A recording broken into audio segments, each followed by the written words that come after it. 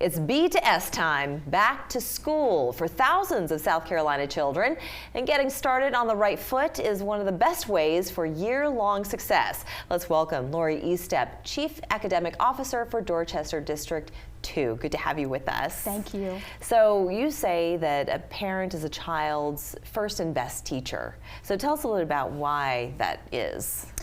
Well, it's the first interaction that they have is with their parent. Sure. And children learn in those first 5 years, and that's really when they're with their parent or parents. Yeah. So they learn a lot of things. They hear the parent's first voice, the child's first time hearing as a parent. You know, the communication is with the parent. In kindergarten, that's when they really focus on language and literacy.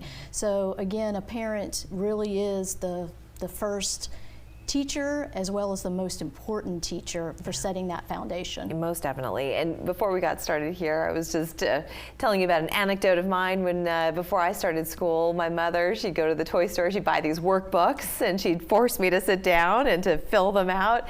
But I look back on that now and I just think what wonderful preparation that was. So what do you recommend for parents to do to get their kids ready for school, whether it's the year ahead, the summer ahead, or 2-3 years before they actually step foot in a classroom? One of the most important things is to read to your child. Yeah. Read daily from early on, not just the year before kindergarten, but from when they're toddlers.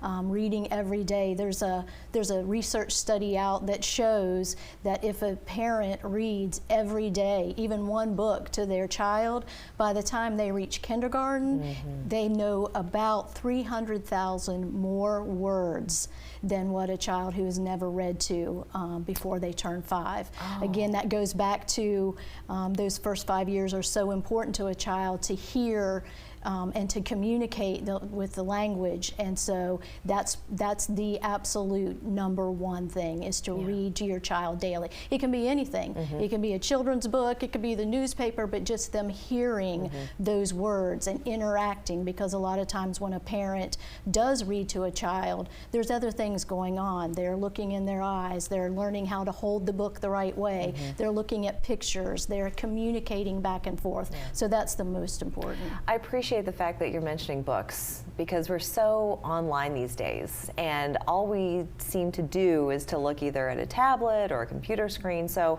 the value of cracking open a physical book does make a difference. Absolutely. I will try not to get on my soapbox. Please. But again, for primary age children, it is crucial that they know how to hold the books, that they see the print. So often it's easier to hand a child an iPad and to have them scroll, but it's super important for them to have that interaction. Again, be able to look at the pictures. There is nothing like reading, and again, you can find research that says although the technology helps us to be more efficient and it has its place for younger students, for those primary early childhood students, they really need to have the interactions with paper books. Yeah, and you know, we reference a lot of statistics on this show, and we have a country right now, if you can even imagine, with tens of millions of people who don't know how to read beyond the 5th grade level or at all, that are illiterate. So have you seen any patterns that may lead to that, and what would you tell parents today that are watching this program right now to make sure to do, no matter what, to get their children on the right path to success academically? I would say again, reading to their child every day is important, but also helping their child to develop a love of learning. In saying that, we've got to allow our students, again, I'm going to focus on the play. It's important. We think about when we were younger, we used to play games all the time, whether they were board games or outside games. Again, we don't see that a lot anymore. We see more of the students being on their devices.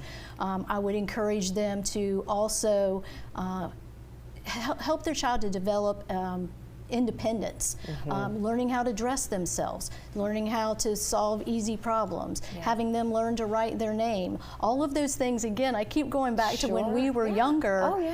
We've learned a lot when we were younger in those first 5 years. It's difficult now because most parents in the home are working, and so they don't necessarily have the time that we used to when our parents were able to be with us. But again, getting them to use their imagination, just giving the students materials, telling them to build something. Absolutely. You know, we should just draw on our own experiences and try to impart those experiences on kids today. Lori, thank you so much for sharing with us. You're welcome. Appreciate your Thank you time. for having me. We're back in 2 minutes.